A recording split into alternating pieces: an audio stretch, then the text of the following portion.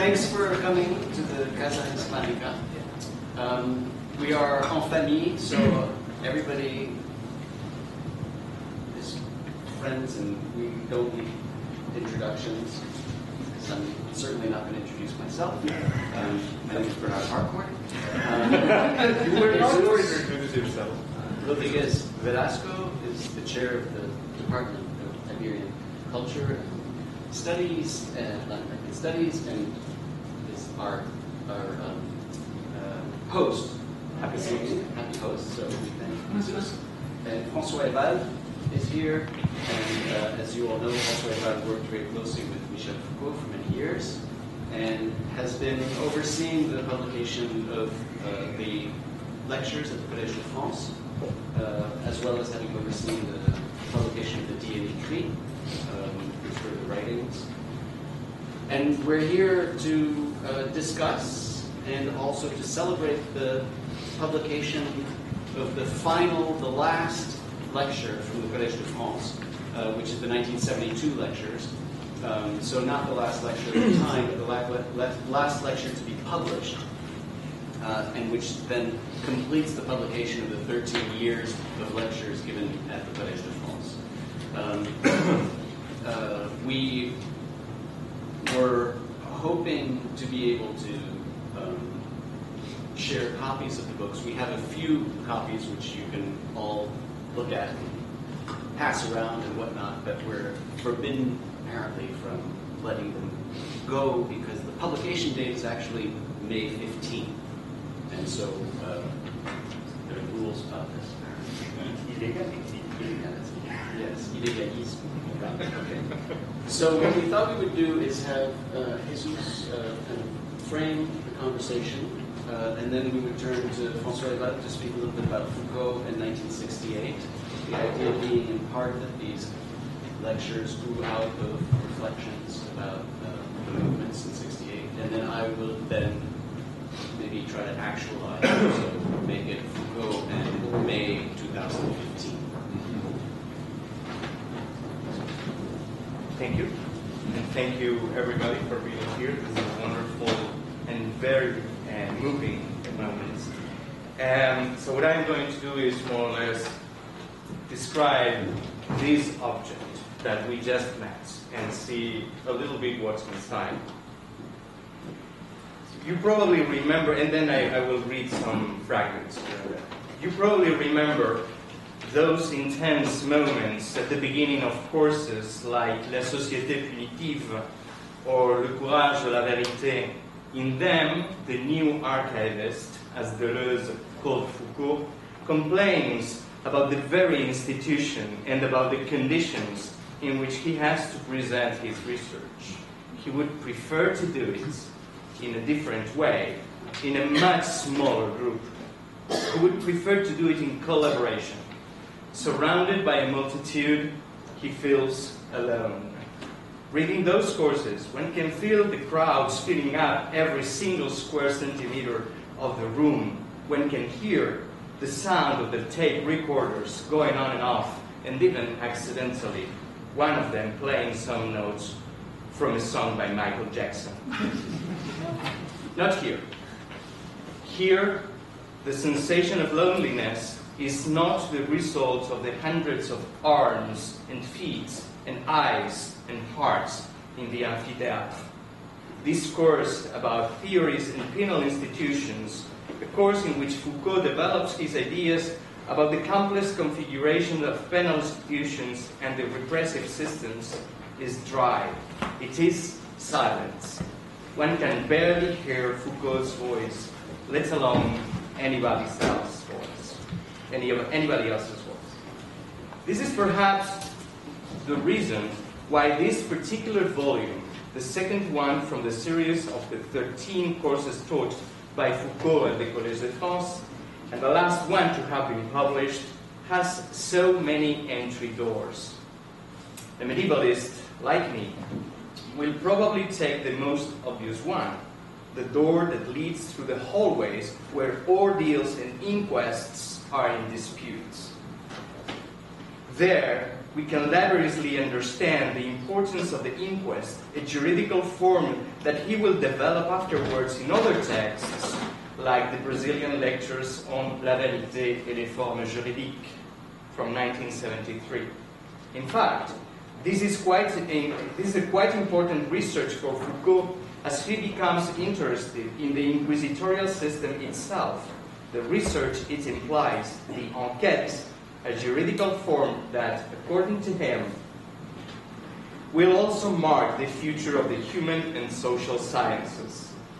In June 1973, at the end of the seminar, Foucault wrote a summary of the course. In it, he recovers the idea of measure, studied during his first year at the college, in the Leçons sur la volonté de savoir, and connects it to his current interest on the enquête, the concept that underpins the whole inquisitorial system. Finally, he projects these two conceptual centers of gravity onto the one he plans to explore in future courses, the l'examen. Other readers will be those interested in the archivist himself. They will probably accompany him to the archives of the Bibliothèque Nationale, Cite Richelieu, the only one existing at that time, containing the revolts of the Nu-Pieds of 1639-1640, and the immediate repression ordered by Richelieu himself. They will accompany him reading Séguier's journal regarding the same events. They will soon realize that along with those archives, Foucault is reading as well Soviet historian Boris Portnev work on French peasant revolts in the 17th century, as well as the works of Catholic and right-wing historian Roland Mousnier and his pupil Madeleine Foisil, published between 1967 and 1970. Works that ground a series of historiographical debates that will mark the 70s and the 80s in Europe, and that will become extremely important in such unlikely places as the late Francoist Spain. As you can see, this historiographical door is in fact two different doors, as shown by the inclusion of an extra chapter in this book by Claude Olivier Doron at the end of the volume we are presenting. Doron wrote on Foucault and the historians, the debate on popular revolts. Here, Doron proposes some important elements to understand the historiographical debate in which Foucault finds himself. But here is where another door seems to open up, perhaps unexpectedly, in the form of a letter dated on December 4th, 2014, and signed by no less a personality as Etienne Balibar. Balibar sends this letter to Bernard Harcourt. We are probably missing the letter sent by Bernard to Balibar, or maybe it was only a phone call, or perhaps an SMS with low and emoticons, or an email. At any rate, Balibar puts us on a different, extremely complex track, that of the intellectual history of the late 60s and the early 70s in the context of the revolts in Paris, the École Normale Supérieure, the foundation of Vincennes, and of course the debates about Maoists, Leninists, and Marxists, with the two towering figures of Althusser and Foucault in the foreground. Balibar remembers in a way that I can only suggest you read the letter as if it had been addressed personally to you. Archives and historiographical debates seem to take place on top of the cobblestones, and there is no sign of the promised beach. Every single edition of the courses is accompanied by a chapter on the situation du cours. This is no exception. My dear Bernard Harcourt and François Ewald are in charge of this. They remember Alessandro Fontana, who had died in January 2013 without having seen the publication of the complete series. I might be wrong, but the almost 40 pages of this situation is among the longest in the series, And it is the only one that includes a semi-codicological and philological account of the manuscripts themselves, as they are preserved in the Bibliothèque Nationale. This is yet another door in which the materiality of the courses are in conversation with some of the political, philosophical, and historiographical debates addressed by the rest of the voices. Many doors, many voices, for a course that, as I said before, is quite silent. And yet, it is a strange silence. Reading these lectures is an exercise in imagination. One needs to imagine the way in which Foucault was thinking. One needs to imagine how he developed every single one of the ideas that appear schematically in the manuscripts, among erasures, added leaves of paper, marginal annotations, and other jottings. Joking, while we were looking at the book for the first time last Sunday, we were reading it aloud and saying, it reads like an epic poem. Each note, each line has a recognizable rhythm in it.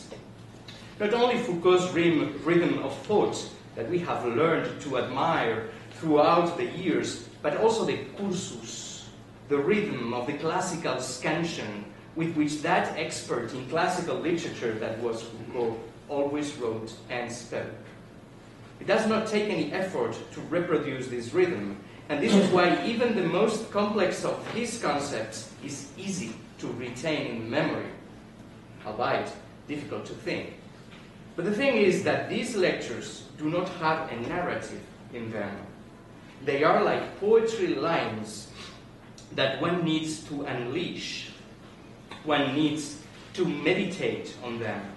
Perhaps the medievalist that I am is speaking again. One small sample from the very first pages. La raison d'être de ces cours, il suffit d'ouvrir les yeux.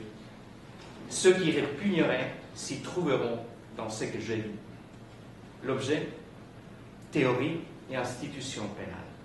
Manque un troisième terme, pratique. 17e et 18e siècle. La méthode, ne l'aborder ni à partir des théories pénales, ni à partir des législations ou des institutions pénales, mais replacer les unes et les autres dans leur fonctionnement d'ensemble, c'est-à-dire dans des systèmes répressifs. Perhaps, as I said, it is the medievalist in me speaking, but there is something about the square brackets on the manuscript. In a book like the one we are presenting today, they often play an intense role. Because these lessons, unlike most of the other lessons given by Foucault at the Collège de France since 1970 and published from 1997 onwards, are a series of fragments and ideas, a cascade of theses in a very long chain. Reading them is like an exercise in intellectual neurosurgery. I haven't seen the manuscripts. Both Bernard and François have, but I have not. I only had this edition as a representation of what is on the manuscripts, with references to edited passages, erasures, marginal annotations, and so on, and square brackets. I'm not referring to those square brackets that have been introduced by the editors to supply information or to point out an ellipsis. I mean the square brackets introduced by Foucault himself to question his own ideas or to introduce doubts about his own thesis, sometimes to comment on a short quotation. I will only give one example. On March 8, 1972, on the occasion of his 13th and last lesson, he talks about the insertion of torture in the inquest process. He makes a couple of remarks. One is that the insertion of torture as the last resource comes about as a way to obtain a confession. The other one is that there is a way to understand this process as the ordeal of truth that he opposes to the ordalie du meilleur droit. And then goes on to say that torture, c'est une sorte de duel avec le représentant du pouvoir. Si l'accusé a supporté la torture, L'autre ne peut pas appliquer la peine entière, et en ce sens, le juge a perdu. The words he has used, however, pass a toll on his thought, and this is when he inserts a square bracket. Là-dessus, beaucoup de complications et de subtilités. Supporter, n'est-ce pas, être endurci, cependant que l'aveu reconnaît mais purifie. En termes religieux, n'est-ce pas le démon qui donne la force de supporter? Eh bien oui. Et en forçant quelqu'un à avouer, ne l'aide-t-on pas à faire son salut? Toute une éthique et une théologie de l'aveu de vérité. Lien éthique et religieux du sujet à la vérité. I don't want to take much more of your time, but I would like to end this presentation by opening up the door in which, as I said before, Foucault narrates and explains the project. Not only this course, but a project that felt extremely coherent to him, a series of courses that would explore the concepts, allowing him to delve into the punitive systems of 19th century French society. I will simply give you a couple of paragraphs from the lips of the archivists, his contribution to the archives of the institution he worked for. Le cours de cette année devait servir de préliminaire historique à l'étude des institutions pénales, plus généralement des contrôles sociaux et des systèmes punitifs dans la société française du XIXe siècle. Cette étude s'inscrit elle-même à l'intérieur d'un projet plus large esquissé l'année précédente. Suivre la formation de certains types de savoirs à partir des matrices juridico-politiques qui leur ont donné naissance et qui leur servent de support. L'hypothèse de travail est celle-ci.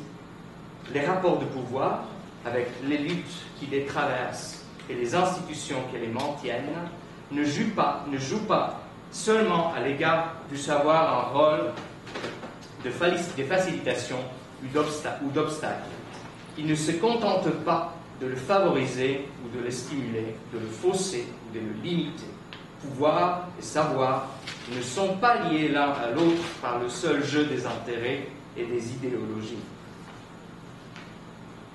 Le problème n'est donc pas seulement de déterminer comment le pouvoir se subordonne le savoir et le fait servir à ses fins, ou comment il se surimprime à lui et lui impose des contenus et des limitations idéologiques. Aucun savoir ne se forme dans un système de communication, d'enregistrement, d'accumulation, de déplacement, qui est en lui-même une forme de pouvoir et qui est lié dans son existence et son fonctionnement aux autres formes de pouvoir. Aucun pouvoir, en revanche, ne s'exerce dans l'extraction, l'appropriation, la distribution ou la retenue d'un savoir. À ce niveau, il n'y a pas la connaissance d'un côté et la société de l'autre, où la science est l'État, mais les formes fondamentales du pouvoir savoir. Thank you very much.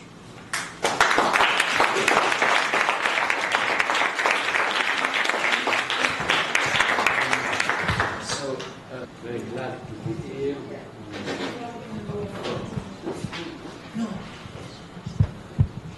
I am very glad to be here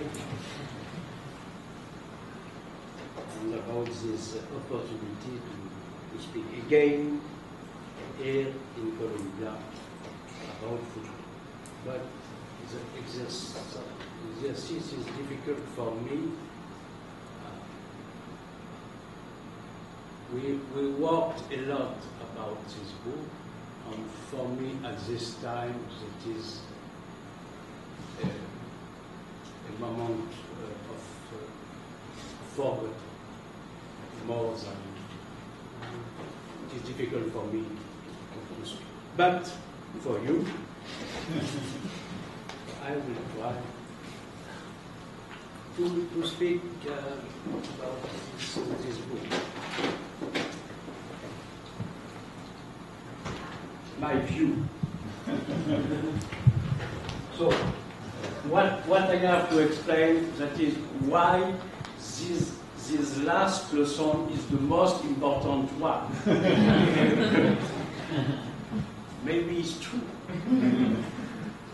But a first remark. Maybe we don't have the opportunity after. So first remark that that is the last book, the last chapter of the Foucault in the Collège de France. And that is very interesting, that we discover at this occasion, we discover that there was a specific philosophical project, a philosophical Foucault project in the Collège de France. I think my view would be, we can say that the philosophical project, the Foucault philosophical project, was driven in the Collège de France, in the lesson. And there is a profound unity in this lesson, and there are about the question of truth. The first question are the question about the methodology, how to conduct a story of truth in Western countries. On the whole theory give many faces, many aspects of the practice of a such kind of history.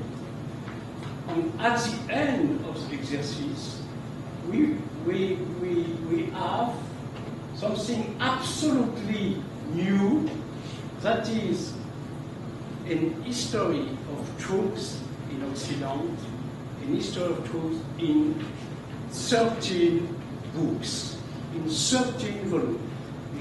You can find a philosopher in the story of philosophy who wrote an history of truth in 13 books. That is the first time you can find this project, this philosophical project, to draw this history like a complete history of truth. That is absolute one. That is what we can observe, thanks to the complete collection. So,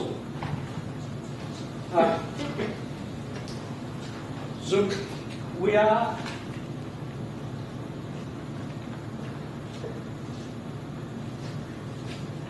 that is November.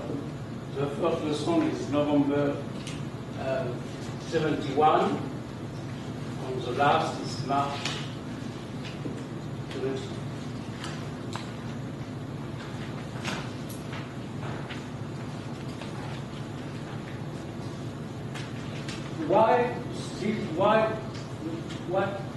What is so interesting with these lessons?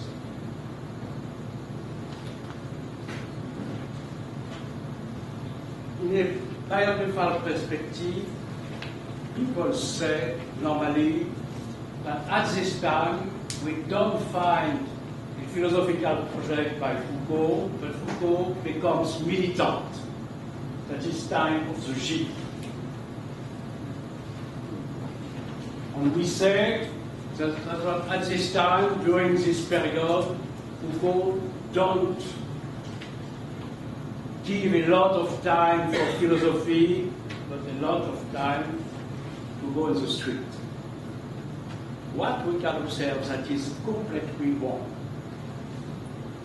In this, what we have to understand, that is Foucault built setup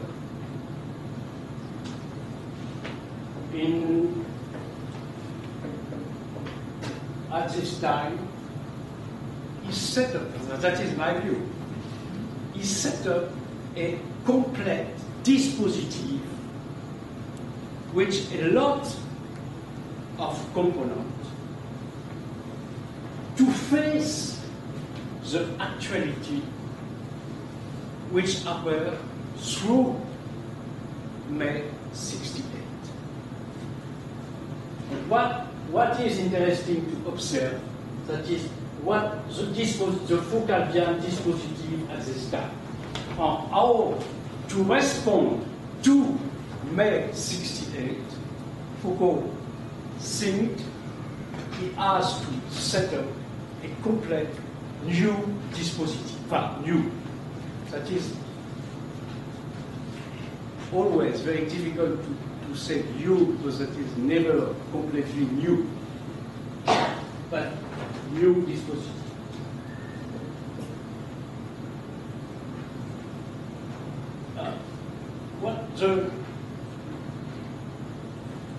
The chronology could be interesting. So, Mai 68, Foucault is not in France. He is in Tunisia. On before 68, he was connected with revolt in Tunisia from students.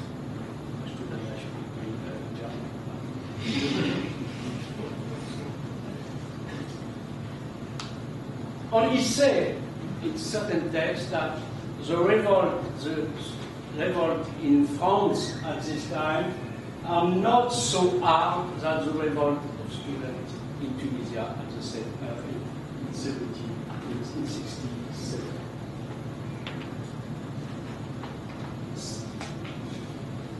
He come back at the end of 68 in France, and he become the chair of the philosophy department in the new University of Vincennes. There is a first connection from Foucault at this time with 68. That is a universitary connection. And you can find in his essays some text about this connection. He make classes analysis about the reason of the revolt, and he speak, he express his reticence about the new form of pedagogy at this time. 69, 70, he is elected in the Collège de France. And that is the time, December, the first person in the Collège de France. And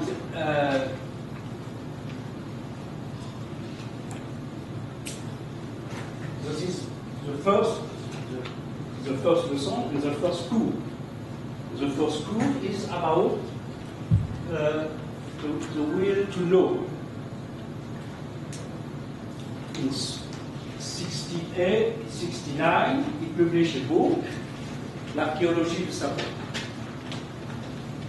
So, we have, what is interesting, maybe it's wrong, maybe it's true. During, since 68, during 3 years, we can observe he continued his work like before.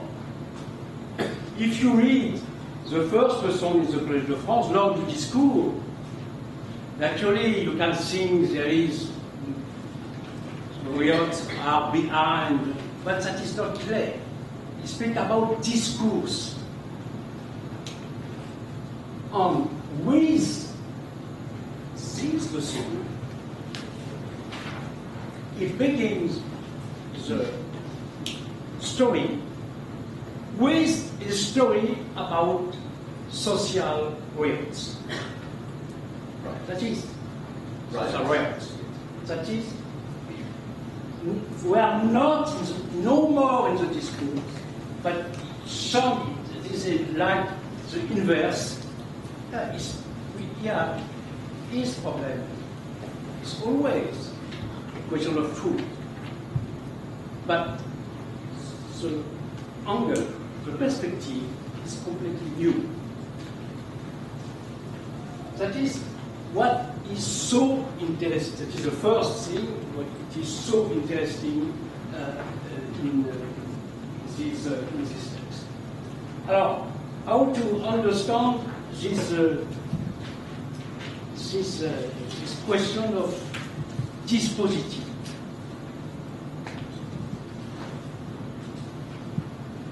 What is, if to publish the text, we have together to reread the whole text of this age. And what is interesting is that Foucault spoke a lot during 10 or 14 years about May 68. He come again, he explained a lot of time what happened in May 68. And he explained his own relationship. I think what is the word given by Foucault? He used the word in French, the word of experience. What is May 68? That is an experience. But you know, in the Foucault world, experience is very important because that is a main concept in the last Foucault. But we find he used this word to explain something, to describe something absolutely not related to the rapport, to the relationship between the self, but to express a political situation. The experience, and when he explains his experience has two aspects. So the first one is a subjective one, that is an experience for Foucault himself, but that is also an experience in an objective sense, that is an experience in an historical sense, in an historical aspect. What is the experience in this personal sense? Foucault said that is this experience is linked to the fact that Foucault is a writer. That is an experience of writing. You find a very interesting text, a very interesting interview in Japan at this time, where Foucault explained, thanks to May 68, the meaning of the writing is absolutely new. And what was right before 68, the meaning of writing is no more possible. And the question for him is what I have to do now? Continue to write or to make something different? And especially to become, like he said, like Freeland, to become political militant. And the choice of Foucault is, first, not to become a militant, to continue to write, but he has like task to reinvent the meaning of writing in the new context.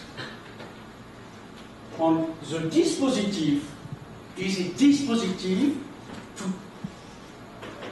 reinvent a possibility to write in the new context. I think that is very, very, very interesting to understand that the relationship from the Foucault relationship with May 68 is linked to the question of writing, not the question of political question, but the meaning of writing. And naturally, that is also the link before the old, the former period on the next one. That is about what could be the meaning of writing. What he said, to reinvent or to make the duty, the necessity to write, to give again a meaning for that, he explained that write has to be a collective act. That means write that is to be in connection with the other. That is exactly what you can read in the late Foucault, when he's playing with the relations, the connection with the self on the other. You find always. That means that to make possible again the possibility to write, we have to invent new form of collective. And one of these was the ship. I think what is very interesting to what we can observe if we read, that something, the commitment, the Foucault commitment in the ship was decided as a personal, a subjective dimension in this idea of the context make necessary a new experience of myself. I have in an interview, it's a so important interview with Troubadour, he explained, he chose, but you understand, that is not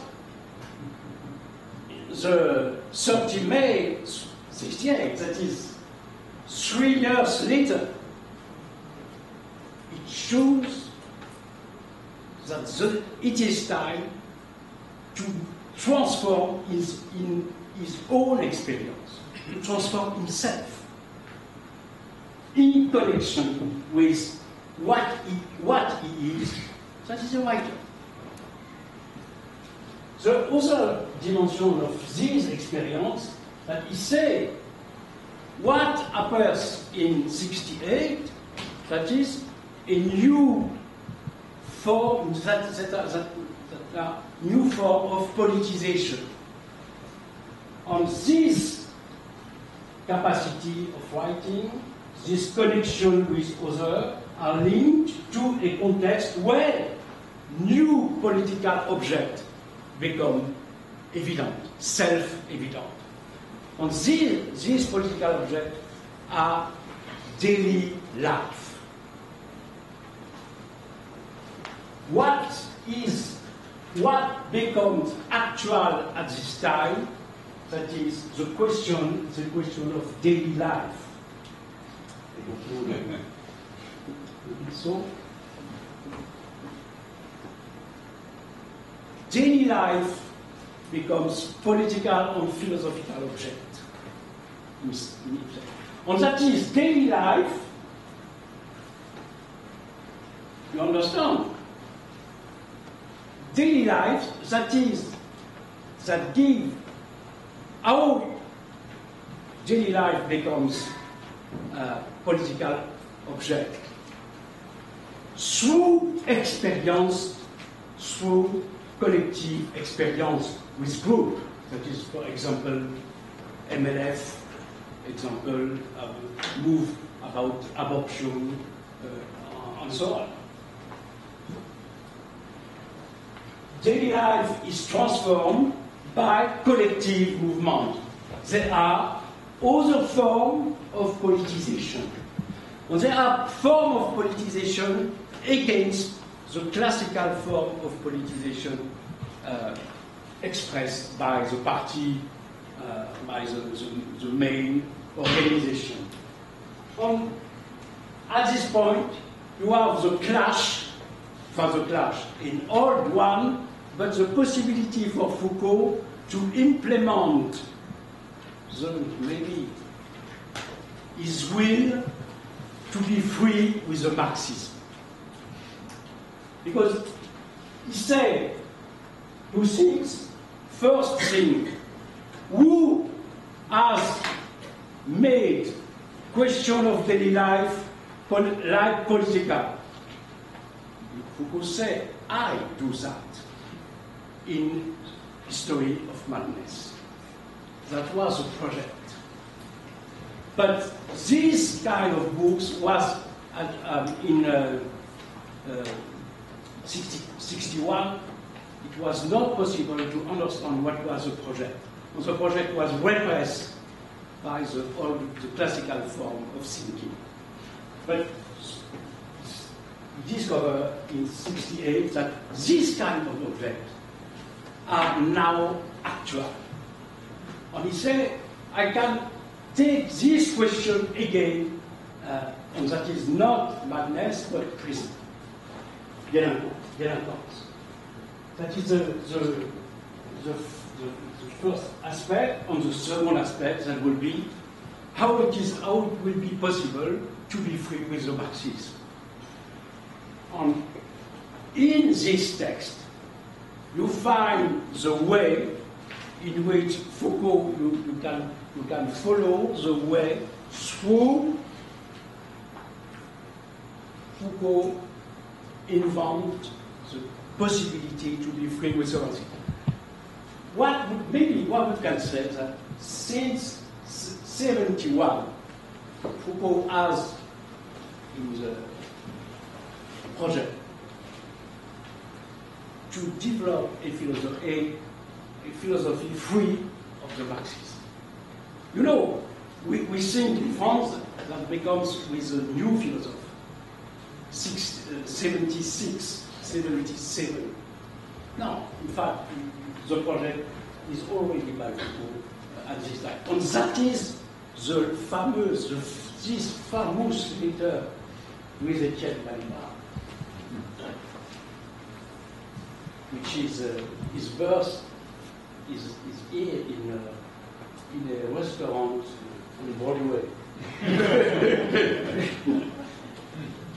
So, daily life, what is a category that is not why daily life can become a political and philosophical object in respect that this question asks about power, and where the classical philosophy speak about state. In this book, we can observe how very precisely, step after step, Foucault opposed the notion of power to in connection with the politicization of the new object. Power against, we have to think power and not to think state. So that is, you understand, I spoke dispositive, you understand, in this experience mobilize a dispositive, that means writing, that means philosophical theory, that is theory institutional, that is new form of organization, that is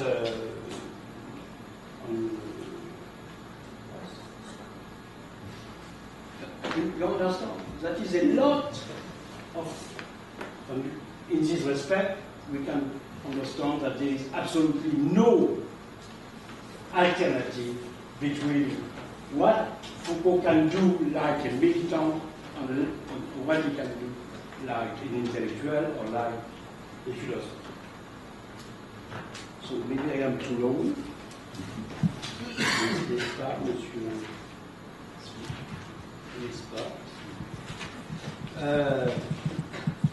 So,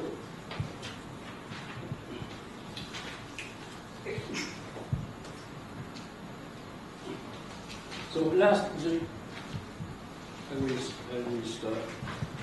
But I don't know.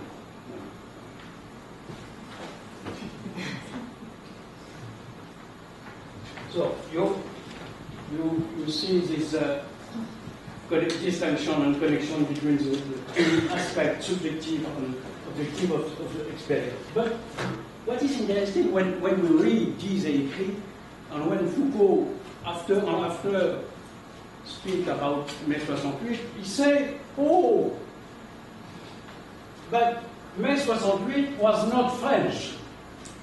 That was also US. But Mai 68 was an experience of 20th century, because that was because that was the question of power. And the question of power was the question of 20th century. It was this extension of what is the actuality of 68. What makes Mai 68 like a philosophical or political event? That is the moment where the question of the 20th century can be asked. That is the question of power. The birth of the modern power in Europe is not only in the 70s. In the lesson on governmentality, he said our birth, the first step of the Western governmentality, that is the pastor. And he say in certain texts that in fact the revolt in Mai 68 was a revolt against this dimension of the power in the Western. But why that is interesting? Because that explains that you understand this picture. You can use exactly this picture to see the last.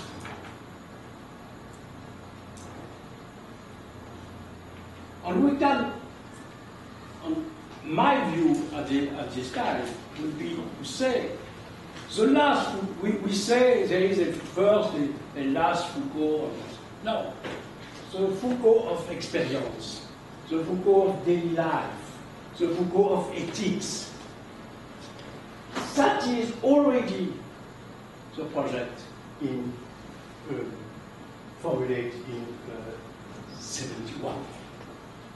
But this project will change, and especially at this time, his vision of power is a repressive one. After, he will change this vision of power. But the framework, I think we can observe, but we can see that remain the same. So.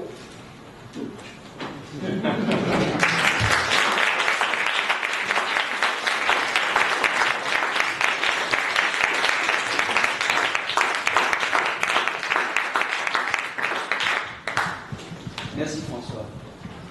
So it's tough to speak after François Ewald. But I thought I would say just a few things, and then maybe we can open it up for discussion. Maybe we should bring the champagne in while we're discussing. So very, very, very quickly, to corroborate, to support, to give a reference for some of this interpretation.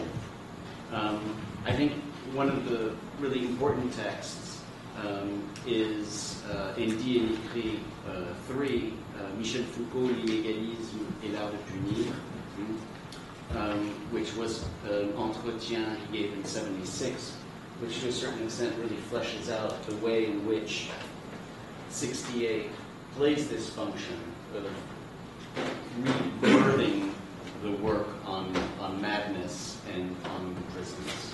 And so I thought I would just read a small passage from this. So this is something we talked about in the Situation at 251, but there's this passage where in this interview Foucault says, basically, about his work, Naissance, l'histoire de la folie, Naissance de la clinique, aucun psychiatre, aucun psychologue, aucun homme de gauche ne s'intéressait. La folie, la santé, ce n'était pas encore un problème théorique et politique noble à cette époque. And so this is the whole point, that right, no one had really understood what was going on. No one had paid attention to these questions. Ce qui était noble à l'époque, c'était la relecture de Marx, la psychanalyse, la sémiologie. De sorte que j'ai été fort déçu de cet inintérêt. Je ne m'en cache pas. Et puis, en 68, brusquement, ces problèmes de santé, de folie, de sexualité, de corps sont entrés directement dans le champ des préoccupations politiques. Le statut des fous intéressait tout à coup toute la population. J'ai donc repris mon sillon après cette date avec plus de sérénité d'esprit et avec plus de certitude sur le fait que je ne m'étais pas trompé. Right? And so one gets a real sense of that passage is corroborating this. Repris le sillon. Qu'est-ce que j'ai dit? Translation. Oh, repris le sillon, c'est start to work again, to pick up on the same place that you've been, the path, right? You've been doing something agricultural, I think, and you return there to do the same thing, right? Okay, so in any event, so that gives, I think that helps kind of provide some context for this and some references to it. The second thing I would say, though, is when François Ewald says that he liberated himself from Marx at this point, I think it would be more fair to say that he doesn't leave Marx behind, nor his relationship to Marx, nor the way in which his work is related to Marx. Because I think that in the couple of years that would follow, particularly 73, which is La Société Punitive, which is one of his most Marxisant cours, and then in Surveiller et Punir in 75, the idea is not so much to leave Marx behind as to move or to build on, right? And so the sense in which the accumulation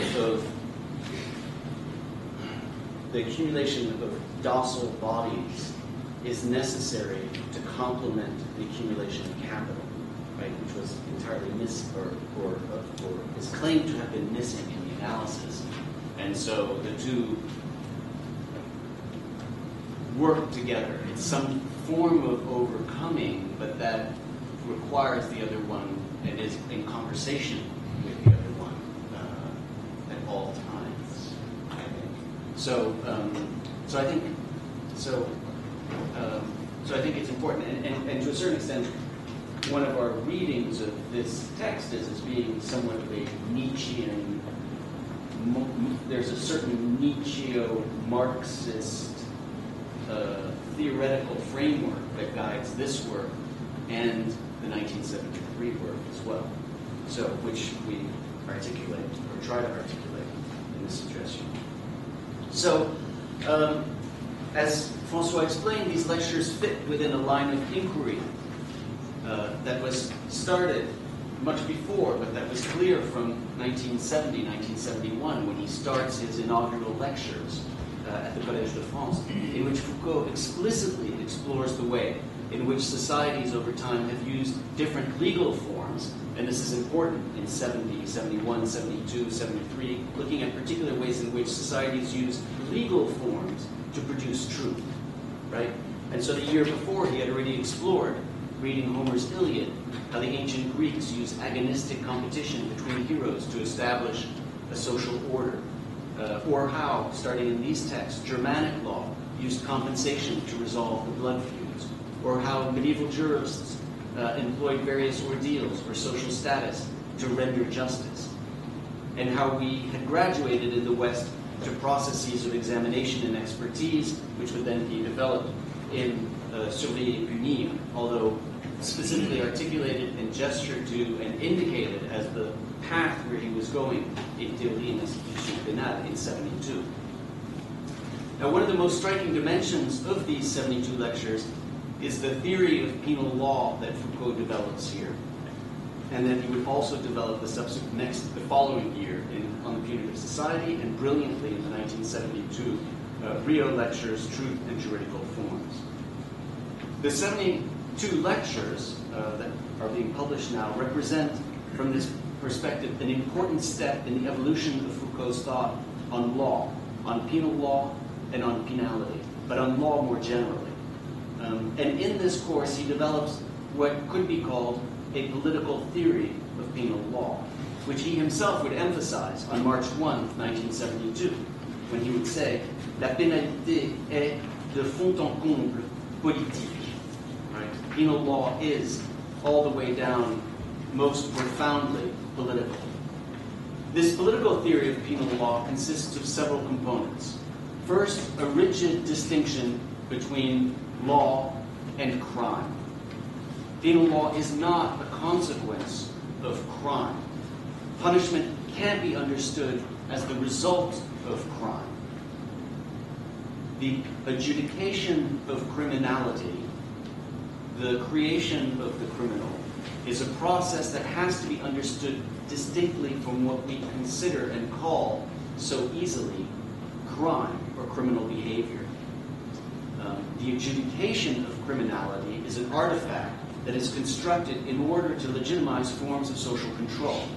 It is produced to shield social coercion from the political sphere, and hence the very important distinction and demarcation between prisoners of common law and prisoners and political prisoners in liberal regimes. The foundational piece of a liberal regime is this distinction between criminals and political prisoners. And that is the target in this, at this period, in this work and in the other work that he's doing. So, second, the evolution of penal law has to be understood in relation to and in reaction to political resistance.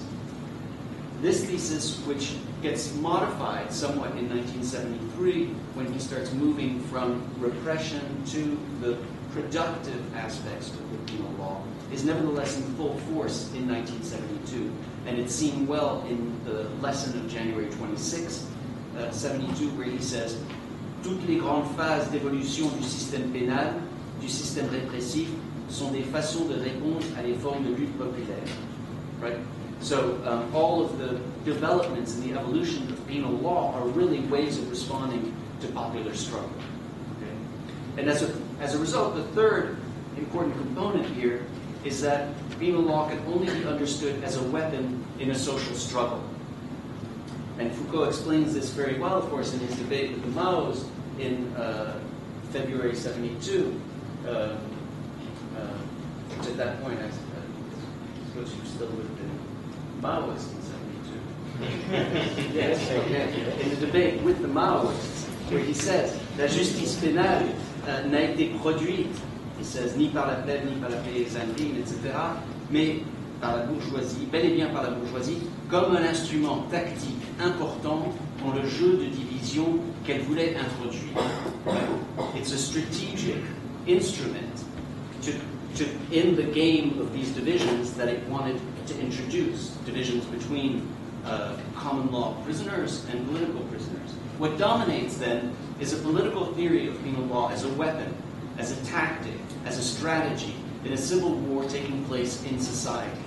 And this is related, of course, to the analysis of the relation between legal forms, all legal forms, and truth, which he would develop in Rio and also in 1981 at Louvain.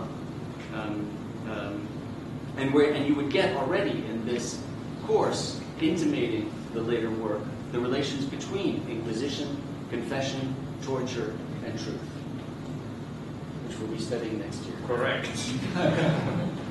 Tortured confessions. Okay.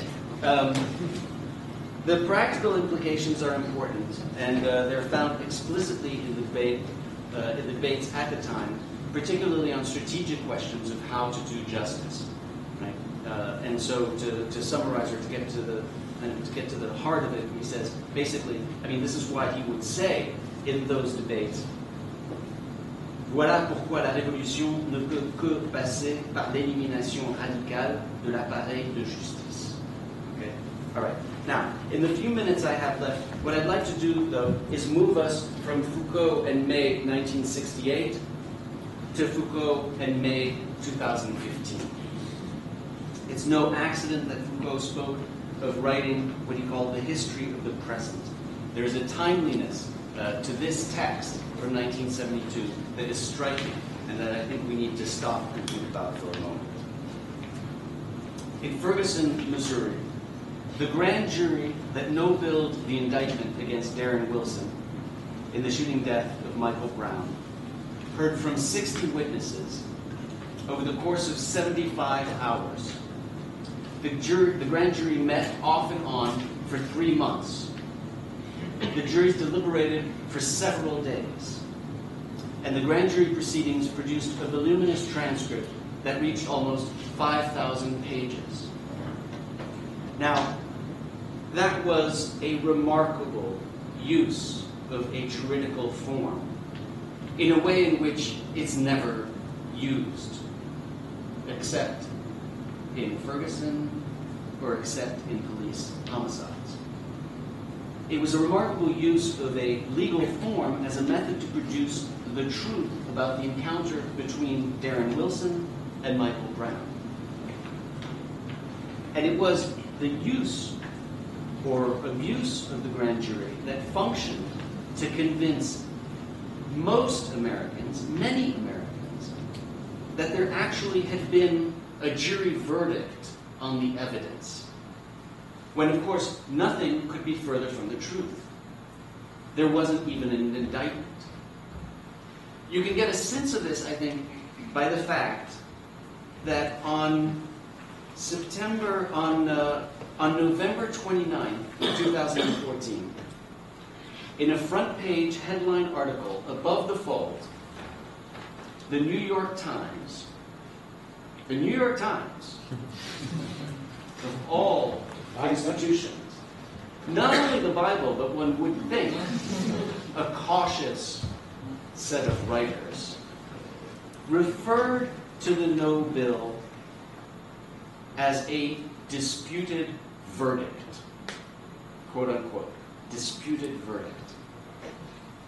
Now, nothing could be further from the truth. There was no verdict. You don't call the decision to no bill a verdict. It's just a decision not to indict someone. Verdict has a very specific meaning, which comes from dire vrai. It's telling the truth, right? It's telling the truth that a jury does after a trial with witnesses. Perhaps, unlike most grand juries, perhaps 60 witnesses. Perhaps, unlike most grand juries, perhaps 75 hours. Perhaps, unlike all grand juries, perhaps after 3 months. Perhaps after no grand jury that I know, after 5,000 pages of transcript testimony. After that, and a jury that sits in a jury box and deliberates, we talk about a verdict. But you don't talk about a verdict when the grand jury decides not to indict. Of course, and we all should know that. But what that process did, and it did it through a lengthy process, was to create a particular truth about what happened that day in Ferguson and how we should today interpret it truth. And it did it in a few ways.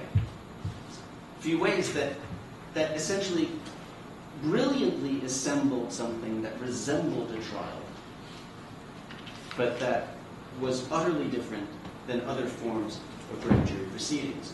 First, prosecutors generally try to limit grand jury testimony in homicide cases to avoid creating impeachment testimony or exculpatory Brady evidence. Right? You limit the number of witnesses in front of a grand jury. In this case, the prosecutor did the exact opposite, putting on all the witnesses who testified inconsistently that Michael Brown was surrendering, falling, turning around, walking back, simultaneously charging when the police officer fired the 12th fatal shot. Second, the grand jury proceedings are non-adversarial, since there's only one lawyer in the room, and that's the prosecutor. It's not an adversarial process. The prosecution generally does not cross-examine witnesses who are favorable to the prosecution, favorable to the state. In this case, the prosecutor did the exact opposite, going so far as to tell one witness who would have been favorable to the prosecution, quote, basically, just about everything you said on August 13th and much of what you said today isn't consistent with the physical evidence that we have in this case. Okay? Third, prosecutors try to stick to vetted pattern jury instructions, right? Jury instructions that have been given over the ages, because there's no judge or defense counsel present in the grand jury room to object or oversee. Again, the exact opposite happened here, with the prosecutor giving a patently incorrect instruction on police use of deadly force that had been ruled unconstitutional by the United States Supreme Court and never properly corrected the error. Fourth, the grand jury proceedings are supposed to be secret, closed to the public, and generally sealed. In fact, Section 540.320 of the Missouri statute provides that, quote, no grand juror shall disclose any evidence given before the grand jury, and that, quote, any juror violating this provision of this section shall be deemed guilty of a Class A misdemeanor. Secrecy is very important in grand jury proceedings, particularly and after as well.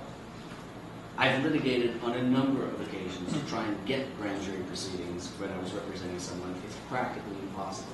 Of course, in this extremely rare case, the 5,000-page transcript was released and made available online the same evening as the press conference announcing the no bill. Fifth and finally, grand jurors have the task of either returning a true bill or no bill of indictment, not returning a jury verdict. And here, two things were completely different, with Robert McCulloch, the prosecutor, giving the impression that there had been a verdict on the full evidence, and telling the American people at his unusual press conference that, quote, the grand jury worked tirelessly to examine and re-examine all of the testimony of the witnesses and all of the physical evidence. They are the only people who have heard and examined every witness and every piece of evidence. It worked. It worked. It even worked with the New York Times. St. Louis prosecuting attorneys orchestrated a jury verdict in the Michael Brown shooting. Producing truth is what judicial systems do best.